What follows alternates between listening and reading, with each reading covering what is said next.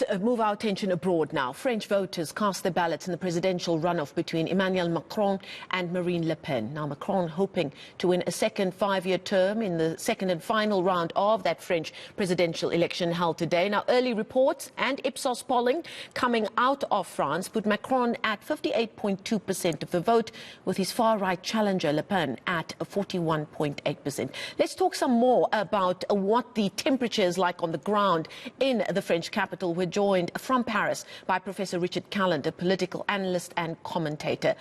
Richard, thank you so much for your time. As always, I found myself fascinated by the last few weeks of campaigning in the lead up to this second runoff, and the reports coming through showing Macron ahead. But that doesn't tell the entire story, does it? This time around, the competition between Macron and Le Pen was believed to have been far closer in the run-up to today. How did you read the polling information going into today's vote?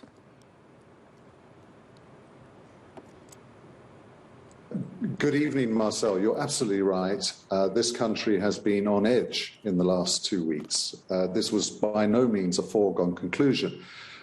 Your viewers may think that 58% is a big margin of victory. It's actually relatively close, and it's certainly for Macron an important victory, but he's lost 8 percentage points on his last victory in 2017. And for the first time, a far-right candidate, Marine Le Pen, has won over 40% of the French vote in a presidential runoff. That's a significant moment, and it's a worrying trend. She hasn't won, but she is closing the gap with parties of the centre. Now, you can spin this both ways. You can say, well, of course, she still hasn't won. Macron, the centre, is held, so to speak. But on the other hand, as I say, that gap is closing. And progressive Democrats and certainly pro-European Union voters in Paris and throughout France and probably throughout the European Union have been very anxious about the outcome of this result, and were anxious until that result was announced just after 8 o'clock this evening.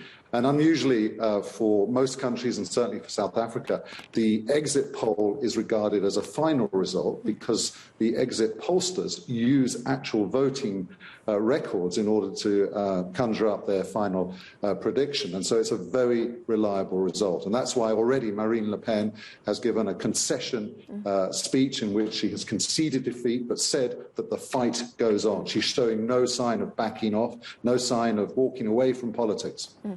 Let's focus a bit then on Le Pen, because if you look at reports leading up to today, there are many that said that Marine Le Pen was far more strategic this time around, that she sort of almost brought down the temperature on the more far-right narrative.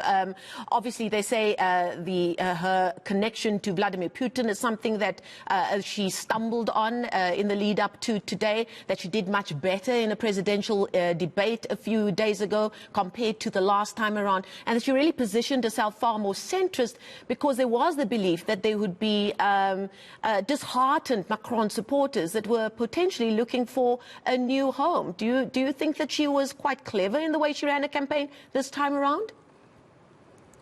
Yes, you're absolutely right in all of that, Marcel. She positioned herself as a more moderate candidate. I think she was in it to win it. She smelled victory. She thought that Macron was there for the taking.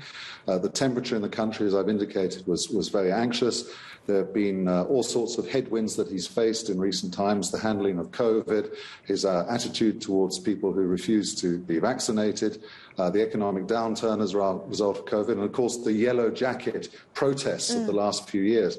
All of those were ingredients for a sort of Trump-like shock or a Brexit-like shock.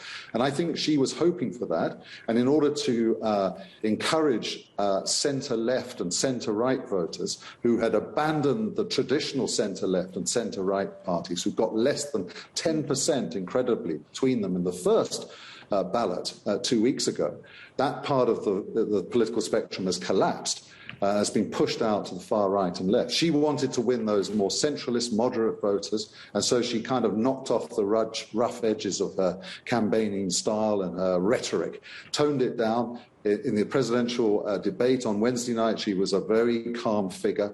I think she wanted to position herself as a moderate French woman speaking for ordinary French people in the face of this arrogant, elitist, very urbane, centralist politician, Macron. Obviously, she failed, but that was her strategy.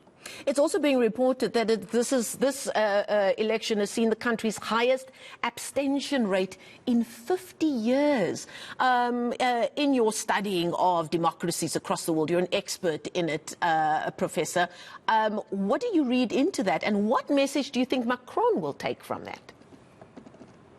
Well, I think Macron and the people around him, some of whom I've already had some contact with, are saying, look, the work only now begins. And there's a recognition that he's won again. It's an extraordinary victory. He's the first French president to hold on to power to win a second term for 20 years. He's the first to do it in the modern era when his own party is in a majority in the Parliament, and Parliament has an election next month. And all eyes now will turn to that. And one of the things he will want to do is ensure that that Parliament, that new Parliament, is not won over by the far right, that he has a parliament he can work with and a prime minister that he can work with.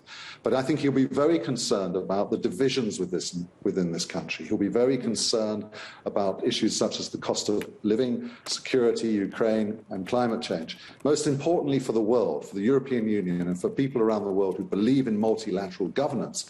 Here is a president who believes in multilateral governance, who can support the European Union and support global collective action on the big issues of the day, whether they be climate change, energy security, or military security in relation to, of course, Russian adventurism in Eastern Europe. Macron has very much spent his first term trying to position himself as a leader on the European platform, on the world stage as well. You saw him make some very important visits into various parts of Africa, strengthening ties with Cyril Ramaphosa here in South Africa with regards to vaccinations, and the list goes on. But one gets the feeling that locally, a lot of the criticism he faced was you're focusing too much on the country's international position, where you've got far more important problems here at home. You've mentioned almost a shopping list of the issues he was facing at home. Do you think from a brand Macron point of view, we're likely to see him dial back on that focus on the international stage going into this next term? Well, harking back to your previous question, I think he'll be concerned about the low turnout. He'll be concerned that he needs to bring a broad spectrum of political voices and interests and people from across France back into the representative democracy game. He will spot the fact that that trend of a lower turnout is in line with many trends around the world, where people are giving up on representative democracy. They don't think politicians represent them. On the other hand, whilst he will give that domestic agenda his attention, no doubt, in the next 5 years, he's not going to change his spots as a globalist. He's going to continue to be a leading player. With Merkel's departure from the scene last year and earlier this year, and the arrival of a very new German government, the axis between France and Germany in the European Union, with Britain having exited, of course, a few years ago, is absolutely critical. And if Le Pen had won, that axis would have been thrown into absolute disarray, and thereby also the European Union. Macron has won. That will not happen. He will continue to be, I think, one of the most important figures on the global stage. And by the way, it's well known, I think, from those who are close to these things, that he enjoys a very good relationship with South African President Cyril Ramaphosa. South African diplomats have spoken of the natural kind of rapport that the two leaders have. So I think this, in many ways, is a very good result for South Africa and for Africa and the world. Richard, you've been in France for some time now as well, and I'm sure you've travelled them over the years when you were based still here in South Africa. I think I read somewhere that around 1 in 20 of France's population is of African origin. What is your take on identity politics in France? Because this is no longer a French population that is going to change. It has, the face of France has already changed. I've been lucky enough to travel there a few times, and in a space of 6 years, the face of Paris looks completely different to the first time I would have gone there in the early early 2000s. How much of an element in their political landscape is identity politics in France right now? Well, you're right. Of course, the demography of France, as much of the rest of Western Europe, has changed greatly over the years, certainly over the last half century.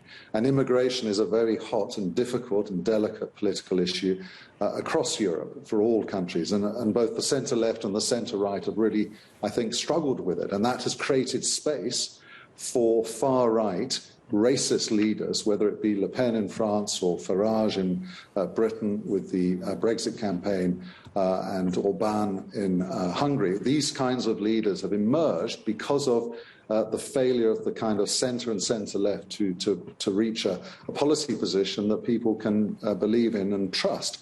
What Macron is clearly wanting to do in his campaign slogan, which was "Nous tous, us all," one of the simplest and arguably one of the better campaign slogans of all time, and it seems to have succeeded sufficiently for him to regain power, is all about unity. It's all about bringing the country together. And that's going to be, I think, his preoccupation, domestically certainly, over the coming months and years. So it's certainly going to be interesting. They've got the Olympics coming up. They've got the Rugby World Cup coming up. Everybody's going to want to come and party in France now that they've got the important elections out of the way. Thank you so much. Professor Richard Calland, known very much here as a political analyst and commentator based in Paris as we speak. We thank him for his time. As always, it's always an education.